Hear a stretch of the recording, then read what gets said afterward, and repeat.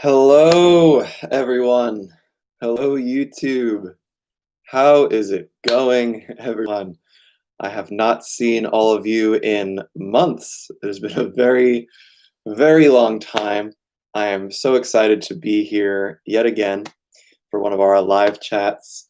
I'm hoping that you're all safe, you're all healthy, you're all singing lots and speaking lots and using those voices. And I'm truly just grateful to get a chance to be with you all again. And you know the drill. Ask any questions you'd like, whether they be singing related, whether they be speech coaching related, speech pathology related, voice impressions, my favorite color, whatever you'd like to ask, I am here to answer. Buhaki says, hello, glad to see you. Glad to see you too. Again, it has been too long. I don't even know the last one that I did, but it has been a few months. It's been a few months. It's June now. It's been a long time, but I'm glad to be back with you, Buhaki. Hugo says hi there. Hello, Hugo. Good to see you. Good to see you. This is exciting. I'm truly, truly excited to be back doing these, and I'm looking forward to your questions. Whatever questions you have, if I know the answer, I will answer them. In the past, we've talked about everything from the larynx to chest voice, head voice. How do you do that Kermit the Frog impression? All of those different questions. So I'm excited to see what we have. Ask away.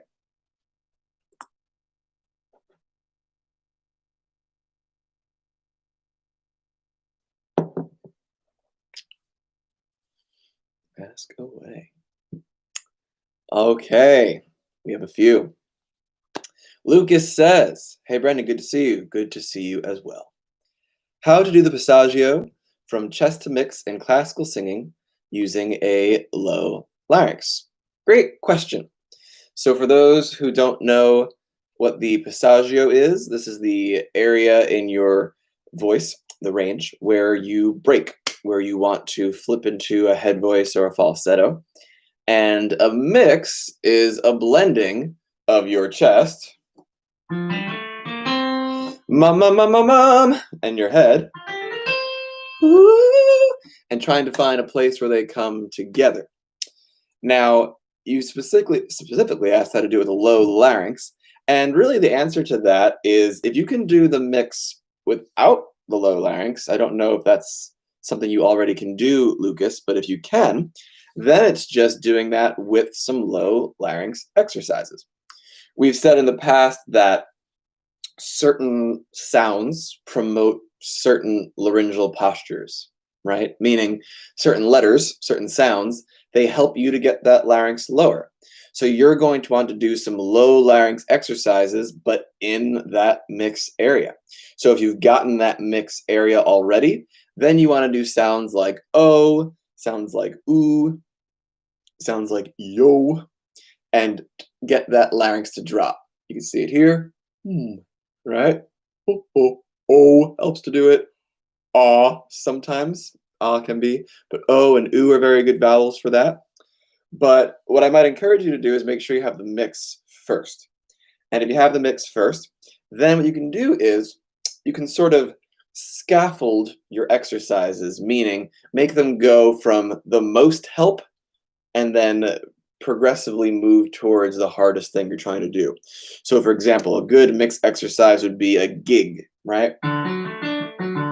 Or a gig would work. Gig. Get that up into your higher stuff.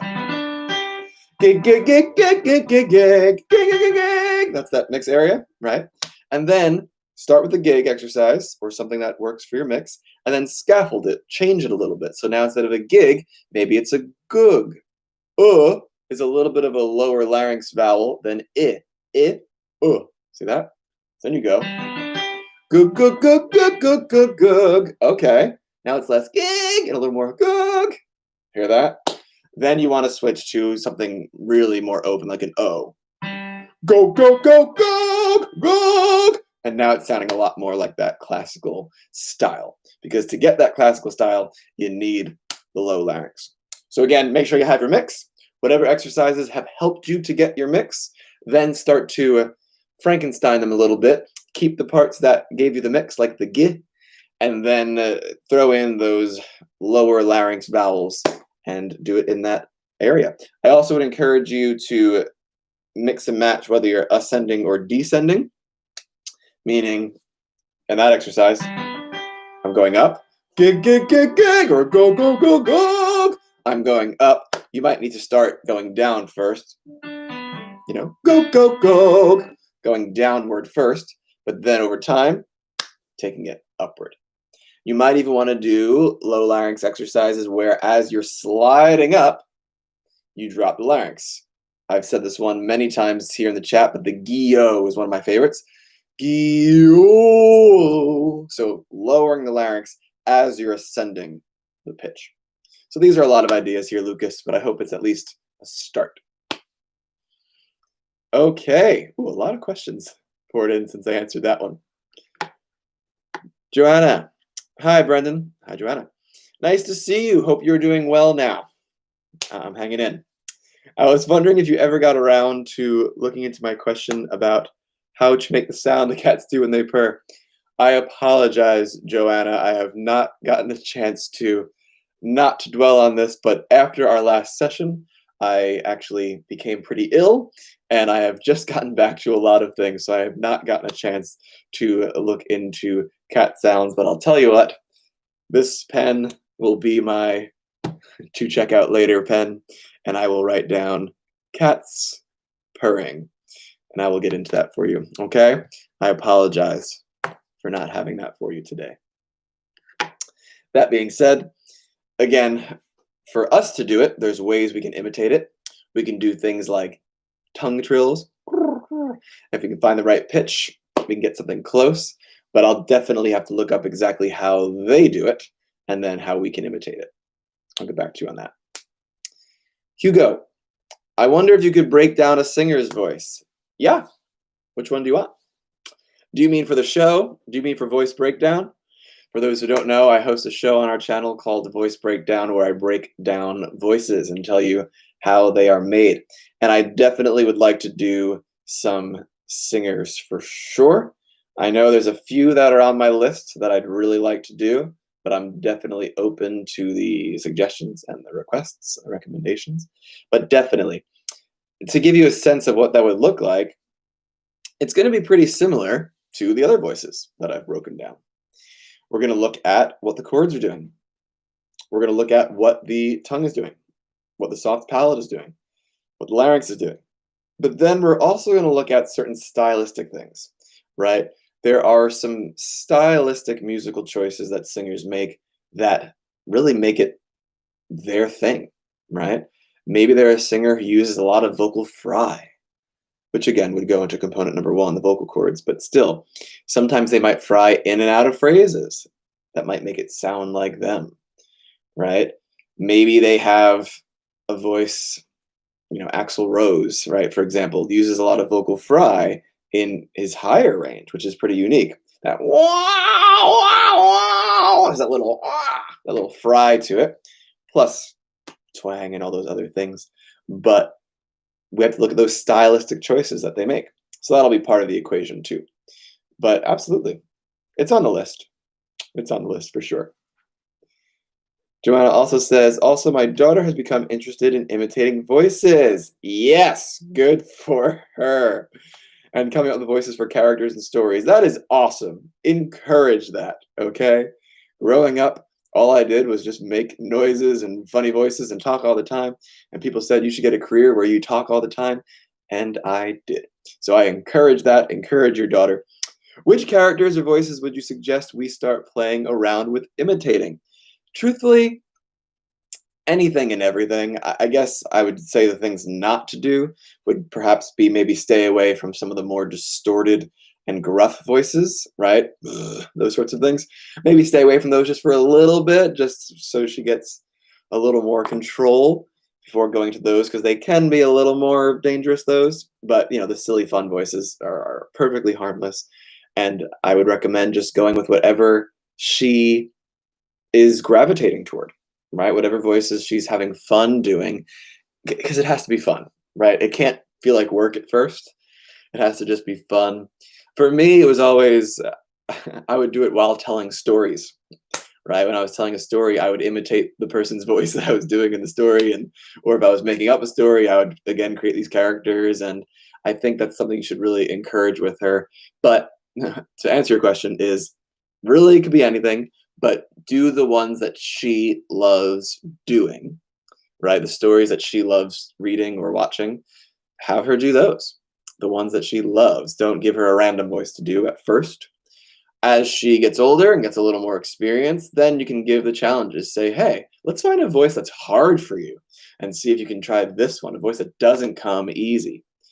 But I also would recommend variety, right? So if you find, again, let it be fun first. But if you find that all the voices are kind of sounding the same, try to find one that breaks the mold a little bit. So if all the voices are falsetto voices, then try to find one that's down low for her to do. Yeah, that's awesome. Encourage that. Encourage that. Boo Hockey. Hello, Brendan. Hello, Boo Hockey. Sometimes when I sing alone, I feel something like a dyspnea. I don't have it because of health or something like that. I have it only while I'm singing or speaking if I'm nervous. Okay. So it only, you said when you're alone or when you're nervous. So just to get a better sense of this, does that mean you are feeling it in multiple situations, right? You're feeling it in a variety of situations. For those who don't know, a dyspnea means your breathing is off. You have a hard time breathing. It feels a little shortness of breath. Well, first off, you said when you're nervous, that can be common. People can feel it when they're nervous for sure. But I would say with all things health related, the best thing to do is to get it checked out by someone who's a professional, right? So while I am a singing and speaking professional, I am not a respiratory therapist. And so if that's something you're finding is happening a lot, you might want to get it checked out, right? Obviously, I don't say that to make anybody worry or fret, but it's something that I always think is better to be safe than sorry with those sorts of things. That being said, it also could just be inefficient or ineffective vocal technique. The nervousness, again, that's a common thing. People can get a little bit feeling shortness of breath when they're nervous. But the first thing I would say is to test it. Find out if you actually are short of breath or if it just feels that way. Meaning, see how long you can inhale for, see how long you can exhale for, right? If you can do that for a very long time, it could just be more of a sensation of shortness of breath than an actual respiratory issue. If you find that out and you've gone to the medical professionals to find that out and everything seems fine, then it's a question of perhaps that's a little bit of the anxiety going on when you're nervous and it's a public speaking thing or public singing thing. The by yourself, though, that's interesting because you likely wouldn't be experiencing nervousness or anxiety while you're singing alone. So that might be more of a breathing technique thing. So I would highly recommend watching a bunch of our videos about breathing technique, ensuring that you're not having an upward breath, which we call a clavicular breath, but instead when you breathe, does it go down and out, right? So we want this expansion that looks a little bit like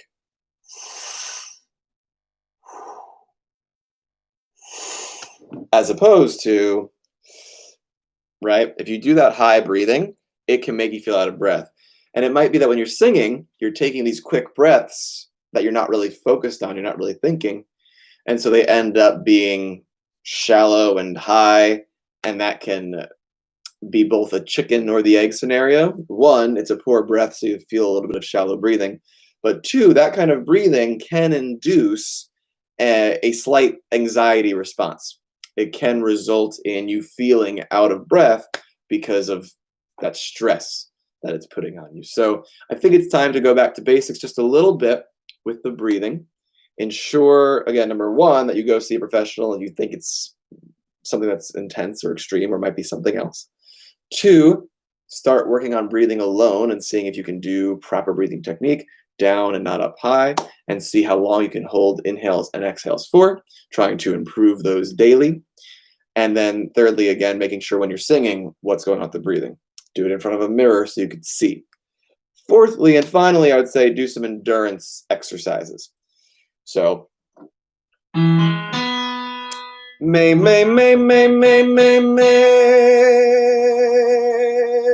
hold this out forever, may. Right, do some endurance exercises with that, seeing how long you can hold things out for. Okay? And continuing on, you said, also I have a burn in my throat, especially in throat wall, and I hardly can breathe through my nose. I don't have it every time, but it happens 1 or 2 months, and then 1 or 2 months is okay. What can it be? Can it be a panic attack? So when I was mentioning the anxiety, that can be a panic attack for sure. That's a thing that happens. But you mentioned the burning in the throat. Again, I just want to say this before I give advice that's taken as medical advice.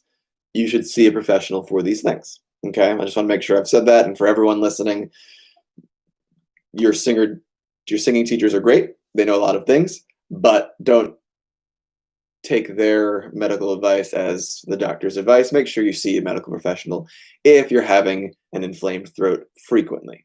Okay? But it could be sometimes acid reflux can do that, and acid reflux can be brought on by stress, or at least exacerbated, made worse by stress. So that could be a little bit of an amalgamation of symptoms there. There's already the reflux a little bit. You're having a little bit of an anxiety attack. The stress makes that worse. You feel it. So those are possibilities, but you really don't know until you know, right? So I can tell you about the singing technique and the speaking technique. I can suggest that you go to the ENT for the throat burning. I can suggest that you go to a pulmonologist to find out what's going on breathing-wise.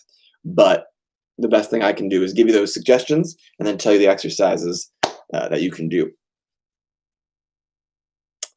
Bruno. Hi, Brendan. Hello, Bruno. Nice to meet you and see you are well. Nice to see you. Well, I don't see you, but I see your comment. What is the physiognomic setting and coordination of flageolet in all levels? I feel high larynx, soft palate down, tight chords, but I am not so sure. When you say in all levels, Bruno, I'm a little confused on that part. So if you could give me a follow-up on that, I will let you know. But talking about what's going on physiologically with flageolet, really long and thin chords. That's the first thing, right? The chords are long. They are stretched. When I do it, I do feel, as you said, more of a tight chords. I do feel tight chords, so right, I do feel that sort of, it's a different kind of compression, but it's a compression of sorts. So long chords, long and stretched chords, tight. You asked about, yeah, palate down to get some nasal resonance for sure. And high larynx, yeah, you can maneuver that a little bit. You could drop it, but it's going to be high. It's going to be high for sure. But yeah, that's pretty much it. Nasal resonance, so soft palate down, high larynx, long chords, tight chords, meaning they're a little bit more compressed. They're not broken like this. They have more of a connection. Yeah, for sure. And yeah, if you let me know what you mean by all levels, I'll come back to that. All right. We have one from Lena K. Lena K. Hey, Brendan. My question number 1. Justin once told us that you were suffering from corona. This is true. I'm so sorry to hear. How was that like? Are you fully recovered? Hopefully it didn't affect your voice. First off, thank you for asking. I will not belabor the point too much, but I did have a very rough time with the virus. It did not treat me well. And I'm about 12 weeks out from when I first had symptoms. I still have some things going on. I still have some heart issues. And every once in a while, you'll hear me with my breathing. It can be fine, and then randomly, it can kind of give me trouble. So I'm 1,000% better than I was. I'm so grateful to be here and to be with all of you. But the amazing news is it never really affected my voice. So that's a little vocal miracle for all of us to rejoice in. My voice, apart from breathing issues, the vocal cords themselves, they didn't take any hit whatsoever. So I'm very, very, very grateful for that. I was able to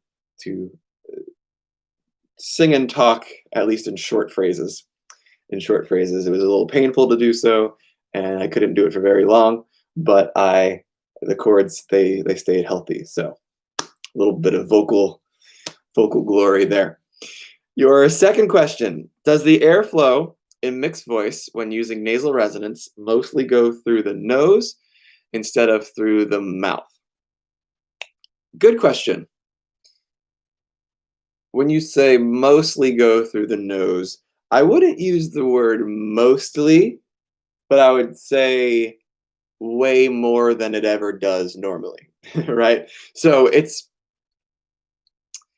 to do 100% in your nose would be like an NG sound.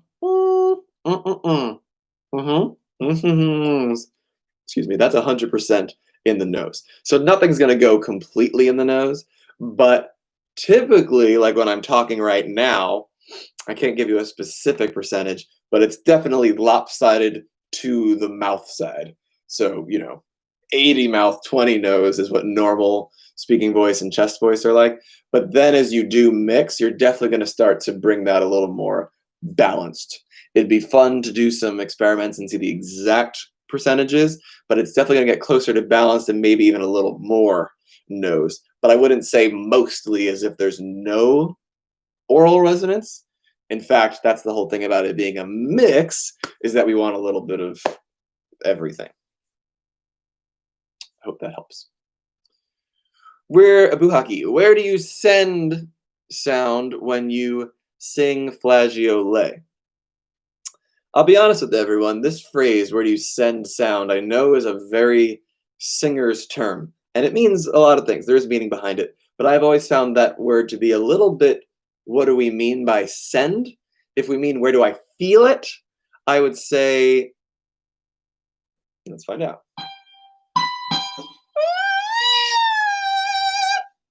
I do feel it nose, but it's also a little bit up and back, right? It's almost like I'm kind of going a little back with it as well. So it's a strange sensation of in the nose, but also backwards as well. Yeah, flageolet is cool. You can really go sky high with that.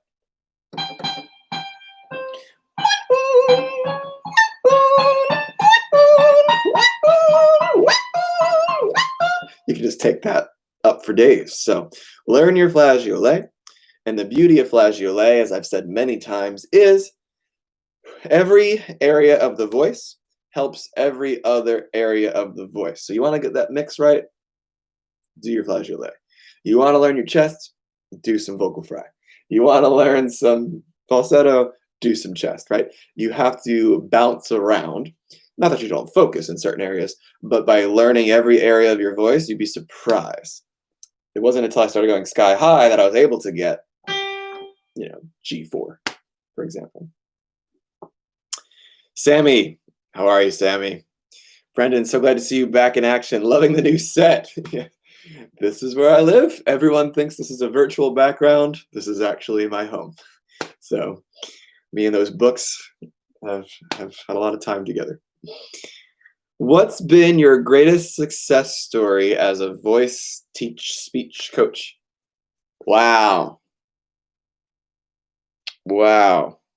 What a question, Sammy. Thank you for that. That's the question. Everyone's questions have been wonderful, but that's the question I needed today.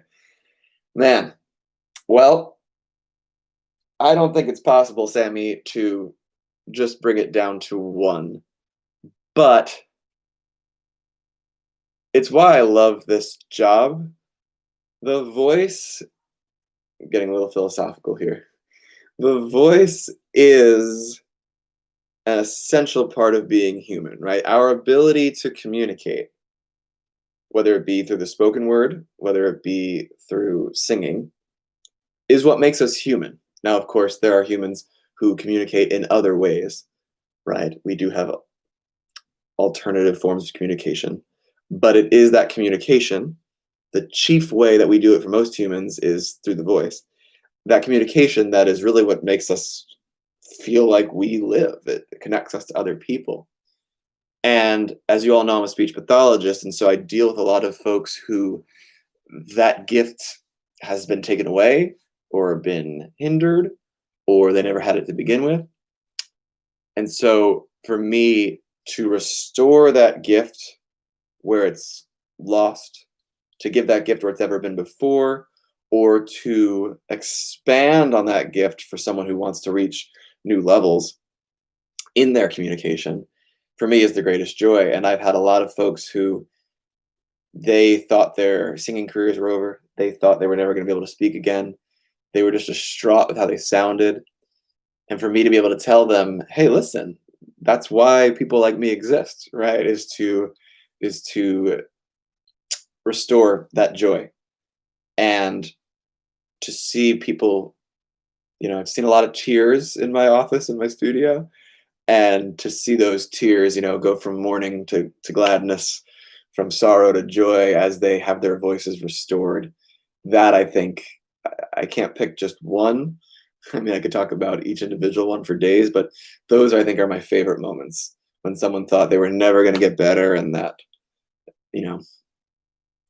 there wasn't that joy of the voice and restoring that joy. I think those are the moments I live for sure. Boo hockey. How do you relax side, neck muscles, and shoulders? Yeah, lots of different things. There's not just one exercise to do it. I think you are asking two questions, though. You might not have realized. One, how to relax them in general. Two, how to relax them while singing. Right? Because sometimes you only have the tension when you sing. So first, how to relax them in general. Neck rolls are wonderful. An exercise I personally love. Standing up while doing this. Hands down at the sides. Turn your head to one side. Keep your jaw open. Okay, not wide open, but relaxed, not clenched. And stand here, and I want you to actually sort of open your hands and pull them down. Don't clench them, pull them down. And as I do this, I feel this great stretch right here. The sternocleidomastoid muscle, right? Feel this great stretch. Then, after holding that for, 10, 20 seconds, I look down with it. Still again, stretching the hands outstretched. And as I do that, I feel a whole nother piece of it really pull. Then I look up with it. Again, this is just really stretching for me. And then the other side, center. Now I feel it here. Down. Up. But again, holding them out for, you can start with 10 seconds and then move on. Breathe the entire time while you're doing it. But that's great for when you're doing it static and not singing. While singing, though, sometimes you have it all the time, right? And you have to find out what is actually causing that tension. Is it a larynx lift? Is it whatever? But if it's in here, I would encourage you to try to loosen up while singing. So first, get rid of words. Just do an NG. NG creates a very relaxed jaw, a very relaxed tongue. Try to sing the phrases you're trying to sing while being relaxed. And even, this is not for good sound, this is just for relaxedness. Move around a little bit with it, right? And see if you can release that. Another thing you might not expect is actually try tensing it. I know that sounds crazy. See if you can tense it for a second so that you can release it, right? Hold it for 3 to 5 seconds so that you can go the other direction. Don't do that for days on end, but sometimes by doing a little bit of tension helps you to feel how to release it. Okay? All right. Boo hockey idea. Can you break down Sam Smith's voice and his fry notes or whatever they are? Yeah, I'd have to spend some time on it. Voice breakdowns do take a little time, but he definitely loves that mix area, right? And he definitely loves going into head voice falsetto. But he also just has a nice brightness to his voice at all times. And you said there's that fry. There is a little bit of that in there as he kind of goes into things. So, you know, what's an example? Trying to think of you and I, we made a vow, right? He kind of does that. You and I, we made a vow. There's a little bit of that sort of in there, and that can kind of get a vocal fry sound. But most of what he's known for, I think, is that sort of up top, bright sort of thing up there. It's gonna take a little bit of twang to do that as well, but I'd have to spend some time with Sam and break down that voice and do a video proper on it for sure. But stretched chords, mixed voice, full fry onsets and offsets. That's how I'd sum it up. Alley Cat. Hi, Brendan. Alley Cat. Glad I could join today. I am glad you joined too. You have a question for me. You're a soprano. Cool. My usable range is from B3 to G5. Okay. But I find that my notes B4 to G4 are rough. Either I'm in too heavy in chest and can't transition smoothly, or they are too light. What exercises can I use to strengthen this part of my voice? Yeah, Ali, that is the mystery of the mix. So I think you need to do some mix exercises, right? So you said your usable is from B3 to G5, but then B4, you said B4 to G4. I think you meant B4 to G5? Or did you mean just these notes? G4 to B4, that area? Yeah, I think we need to, there's a couple ways at this. There's some tried and true mix exercises. Big fan of the gig. So gig is a great one. Something like you could do gig, gig, gig, gig, gig, gig, gig, gig, gig, gig, gig, gig, gig, gig, and just hit it quick. We don't need to hold it out yet. Then over time you can sustain it. Gig, gig, gig, gig, gig, gig, gig. Gig is a combination of sounds that's very, it just happens to promote mixed voice very well. But I would also do a little bit of allowing yourself to do some opposites here, meaning you're heavy in the chest voice. Have you ever tried going light in chest voice? I know it sounds like the opposite of what you're trying to do here, but if you're too heavy down here and too light up here, let's try to flip that script and learn how to be light down here first. And then up top, I would actually recommend doing some of our vocal fry things. Just slide into a more connected sound up top. So that's pretty connected. It's pretty connected even though it's up top, right? So we're actually trying to do the opposites here. Forget about that middle section for a second and see if you can actually flip the script and do chest voice that's pretty light. May, right? Ooh, pretty light, but then strong up top, beyond this break, beyond this passagio. Then you can learn how to slide your light chest and your heavy head down past that mix. Slide exercises will very much be your friend because you'll have the registration in one spot and be able to slide it up and even beyond that trouble spot. So again, learn how to flip the scripts, do those weird extremes you wouldn't expect, meaning light chest voice, heavy, or not heavy, but more connected head voice, then slides using that past that break area. Hopefully that helps. Where am I? Okay. All right, question number 3. If you are going to do a voice breakdown, can you take a look at Tony Braxton? Let's write these down. We have a lot of requests here. Sam Smith. That was from before. We have Tony Braxton. Diana Ross. Oh, these are classics. Aretha. I can sure try. Writing these down for you guys. Or just soul singers in general. Great choices. Great choices. Absolutely. I will look into this. Boo Hockey, do you have an Instagram account? I try to stay off the social medias. It's not really my place. But thanks for the question. Kelsey. Hi, Brendan. Sorry for the long-winded question. No need to be sorry. We got time. The transgender voice community has recently discovered some of Joe Still's writing regarding thinning the vocal folds. It can be induced by sobbing, yawning, and performing a relaxed pitch glide upwards. Thinning the folds turns out to be an effective technique for voice feminization because it directly reverses the fold thickening caused by testosterone. We think this is induced by stretching the fold anterior-posterior attachment points away from each other.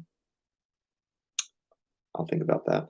My question is, how, physiologically, are we thinning the folds without raising pitch?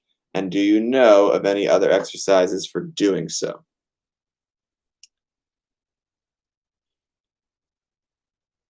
I have many thoughts on this,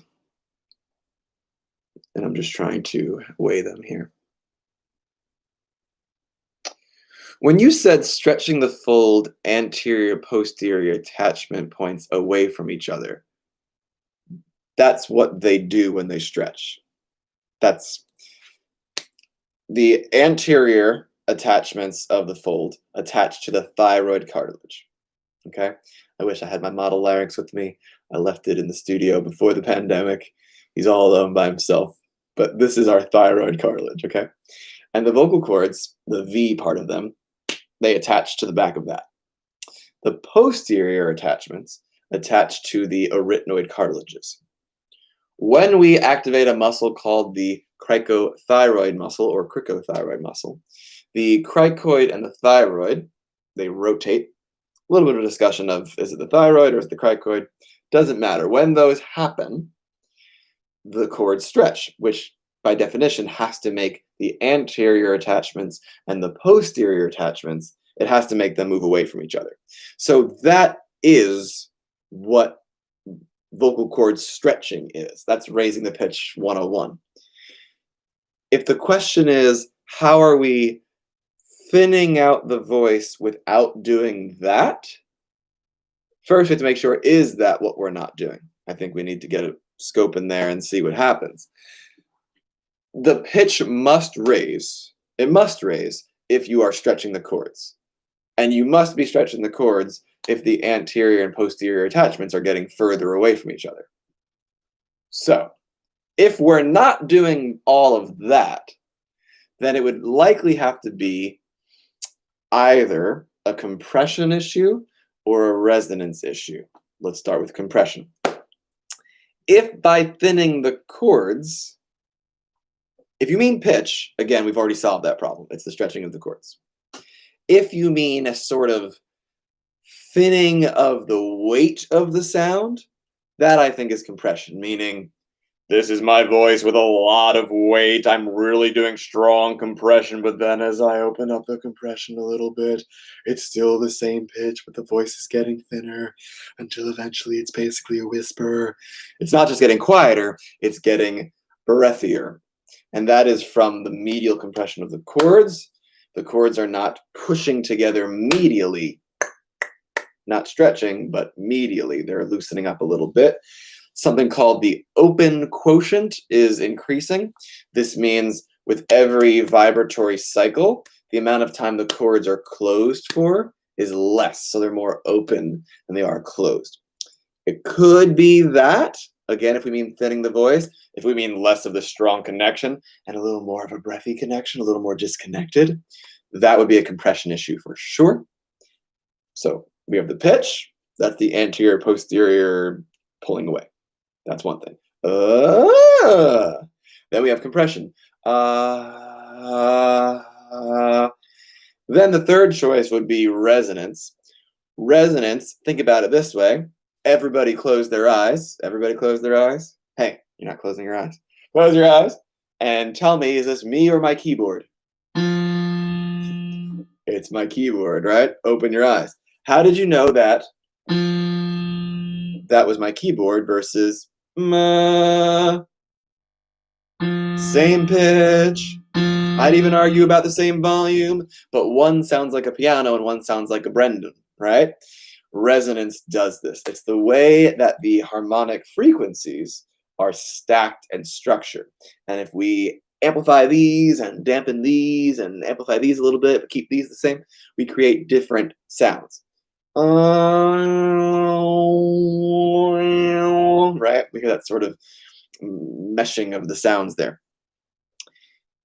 That could be part of this equation too, and maybe there's a little bit of a brighter sound or a darker sound depending on who they're trying to sound like, right? So that could be in the equation too. The fact is I would need to hear the voice and hear what it's doing to fine tune it. But my point is I don't think feminization of a voice or masculization of a voice is so simple as to say it's just the pitch. It's just the compression. I think it's a whole host of things. And it's also part of what we as a culture deem to be feminine and deem to be masculine, right? So I think there's a spectrum here, and I think you have a lot of variables to go with. But when you mentioned the anterior and posterior portions moving away from each other, unless I'm misunderstanding what you're saying, that is just increasing the pitch. And I don't think it's that alone. How's that for an answer, Kelsey? Oh, I'm just scrolling down because Kelsey did say some things as I was saying that. I'm talking about phenomena independent of compression and independent of resonance. Open quotient and breathiness can be modulated independent of vocal fold thickness, and resonance can be modulated independent of vocal fold thickness. Resonance can. Open quotient and breathiness, though, yes. Yes, but they also, how do I put it this way? How do I put it? So, yes, they can be, but when you compress the chords, essentially when you get higher, the chords thin out this way. They sort of rotate. So if by thin you mean that, then that's just pitch, right? But when you're talking about a connection to the voice or a disconnection to the voice, that's that medial pressure. And you can kind of put more medial pressure even if you're up top, and that'll give a more connected sound, but the chords will still be kind of thin. I don't think the chords can really thin out if you don't mean medial compression and you don't mean that lengthening and rotating. I'd have to think about that. It could, my third option would be the laxing of the thyro-vocalis muscle. So in your thyro-arytenoid muscle, it essentially has two divisions. There's the thyromuscularis and the thyro-vocalis. The thyro-vocalis causes a tensing or a flexing. That could be relaxed, and that might kind of get the chords to sort of thin out a little bit. But that rotation piece, I feel like that has to be from chord stretching. But I'm open to new research on it. But as far as I can tell by the way the mechanics work, you can either stretch, which would rotate and thin. You can decompress, which would thin in a way. It wouldn't be as solid together. Or it could be that vocalis piece. That could be the missing link. You say, I agree that open quotient really doesn't. Yep. Mm-hmm. Yeah, I'm thinking it's the thyro-vocalis, not so much the muscularis, but the thyro-vocalis, which is that if you go from the outside in, it's the medial portion of the thyroarytenoid complex, if you will. All right, let's go back to my questions here. I want to see if I can get them all in. Boo Hucky. You saw a medical professional. You don't have a problem with lungs. Great. You have tonsillitis. Okay. But when I can breathe normal, I don't have any problems with throat. Yeah, so that's probably a functional issue, Boo Hockey. What we mean by that is it's good news. It means it's how you're using it versus actually something wrong. And so, as I said before, I think we need to get into some breathing exercises with you. I think we need to get into some endurance exercises. That means singing for longer periods, holding out notes. Cool? All right, Edu, how are you? Hi, Brendan, welcome back. Thank you. Thank you. Good to see you and know that you are well. How can I practice nasal resonance in all my vowels? Do you recommend practicing one by one or in a progression? Great question. Nasal resonance. So in speech and in singing, there's something called assimilation, which means you tend to take the qualities of there's a slight difference between assimilation and co-articulation. We'll talk about that another day. But essentially, sounds that are nearby other sounds, you tend to absorb the qualities of those sounds. So the easiest way to practice your nasal resonance with vowels is smack them in between some nasal resonant sounds. So take all your vowels and put ends on either side, right? Na na na na na na na na na na na na na na na na na na no no no no no no no no no. Feel it too, right? So put your hand on there and see if you can feel it. And then after you do them with the N on either side or the M on either side or the NG on either side, then see if you can transition from the N to the vowel without losing it. So here's what losing it sounds like. Na, na, right? Then you want na, na, na, not na. Hear the difference? So I would say hold out the nasal sound like an N, transition to the ah, and see if you can have all the resonance maintain. See if you can not feel it slip into your oral resonance. So again, sandwich the vowel in between some nasal resonant sounds, then see if you can hold out a nasal resonant sound, transitioning to a vowel. Put the hands on the nose, not squeezing, just lightly feeling it. See if the resonance changes or if it maintains the same feeling. And yeah, do it on every vowel. Every vowel, ascending, descending, in and out of passagios and all of that. Okay. You were right about the mix. Yes, you were. Okay, Sammy says number 2. I've been watching Chris Voss's masterclass on negotiation, and it's been really interesting. You know, I signed up for masterclass. I've been watching a few. I haven't watched that one yet. I'm very interested in that one. He goes into the psychology of how your voice affects people, for sure. Do you have any tips for negotiations or interview situations? Yes, many. Do I have the time? Yes, so a few things. Voice specifically, I would say your inflection is of the utmost importance, meaning something we call upspeak. Upspeak means rising in your inflection. I often say to my clients, imagine you were looking for a new doctor, and it came down to 2 choices. Doctor number 1 said to you, I'm a doctor. Doctor number 2 said to you, I'm a doctor? Are you? I'm not sure, right?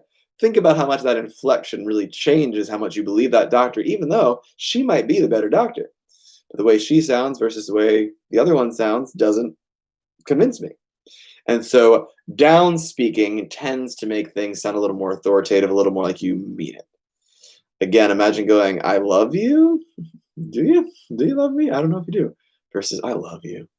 Right? Really sounds like you do. So voice specifically, I would say make sure we get our down speak going on.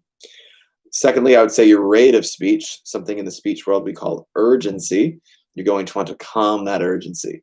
The faster you talk, the more unsure you sound. People are often afraid of speaking slowly. They're afraid it'll make them sound unintelligent, the exact opposite. The slower you speak, the more people tend to listen. The more you pause, you see that? Everyone's listening. So take pauses, slow down, down speak. Those are pitch related things, I would say. But of course, you need to gauge your audience. You need to gauge what you're trying to accomplish. You might not want to come across as overly serious in that moment, but at least that gives you a direction to travel. I'll leave it there just because we have a few more questions here, but at least vocally, that's my first set of tips for you. Bruno, I think I was answered. Great. Any man in his training and flexibility can reach notes like C6, D6, etc. Yeah. C6.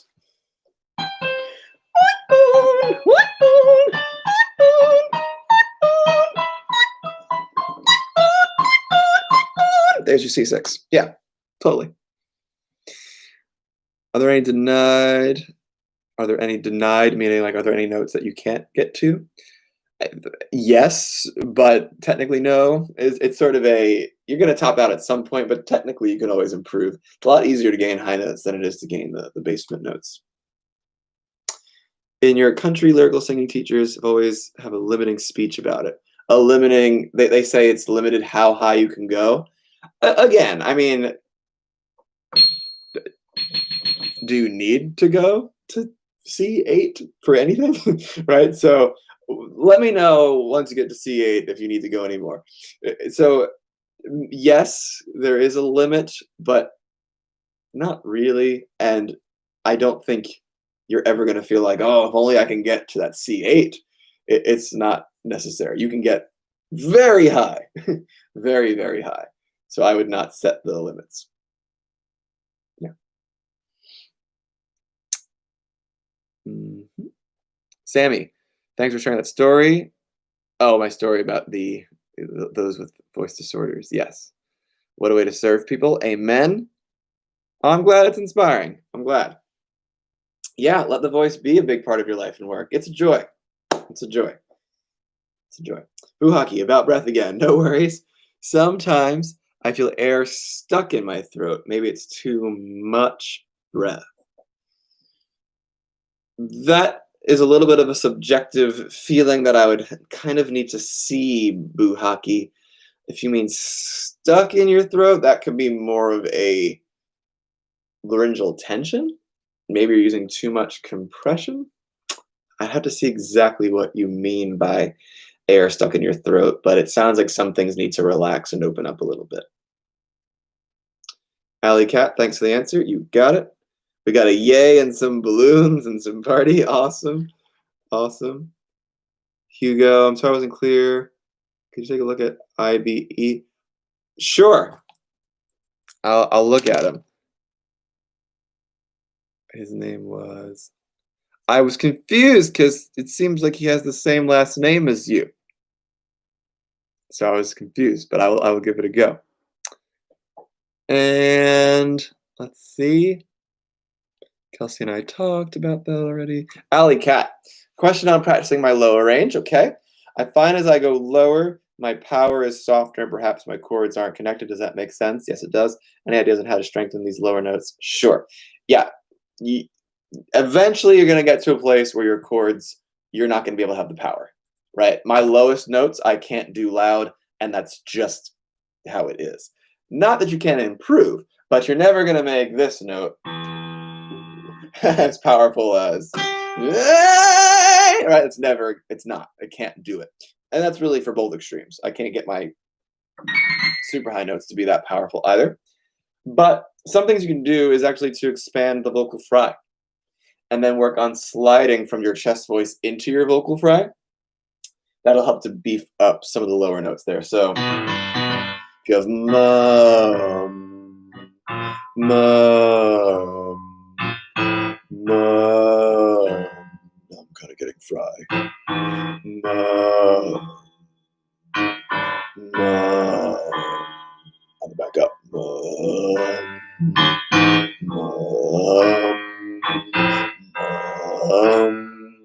That sliding back and forth between the chest and the fry will be very helpful for beefing up the bottom notes.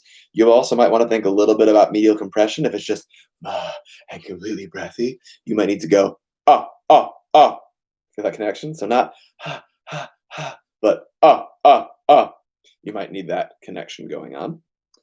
And you also might want to observe the larynx position. It might be in a weird spot. It might have shifted. And that can also help to bring the chords together. If it's so low, that's going to be hard to keep the chords together.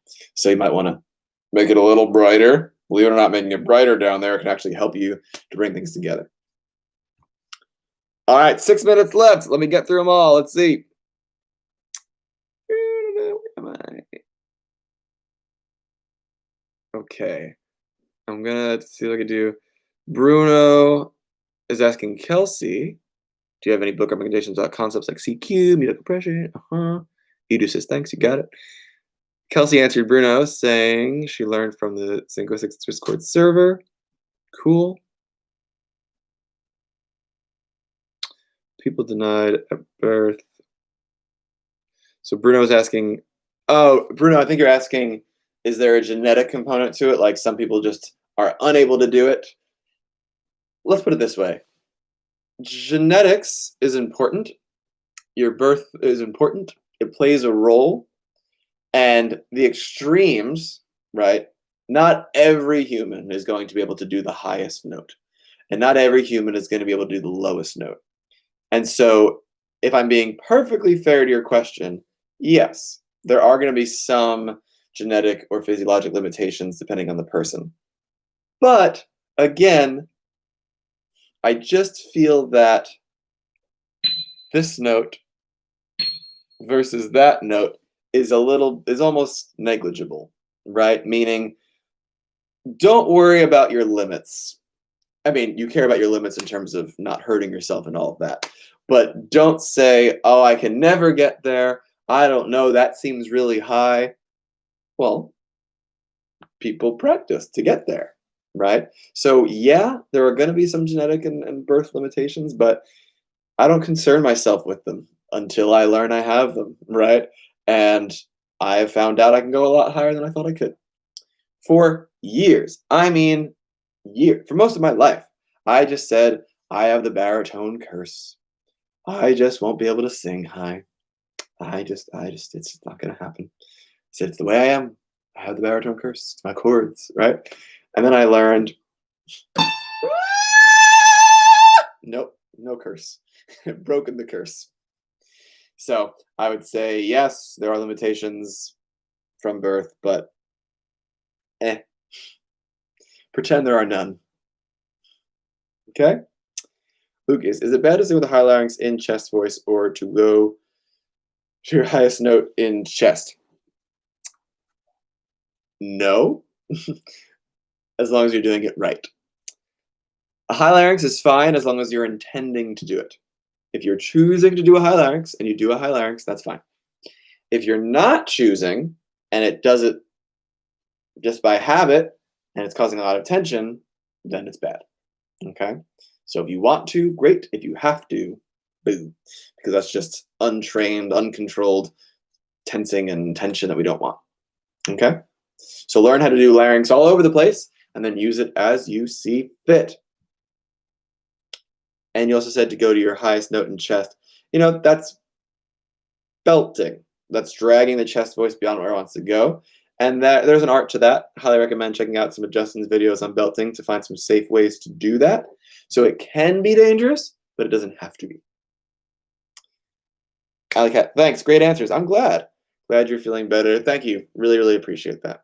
Really appreciate that. Kelsey says, do you have any recommendations for exercises for relaxing the thyro-vocalis?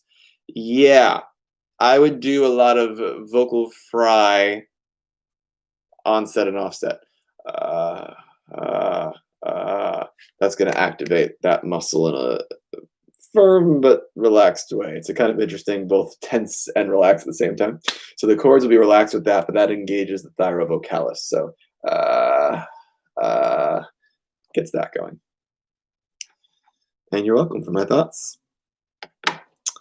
Boo Hockey, is belting going mostly to the nose or throat? It depends. It depends how you're doing it, but adding some nasal resonance is definitely going to help you to be able to go higher. But once you start to do that, then we start to flip into that mixed territory. So it will sound the beltiest, meaning what you think of as a belt is more of that sort of shouty kind of thing.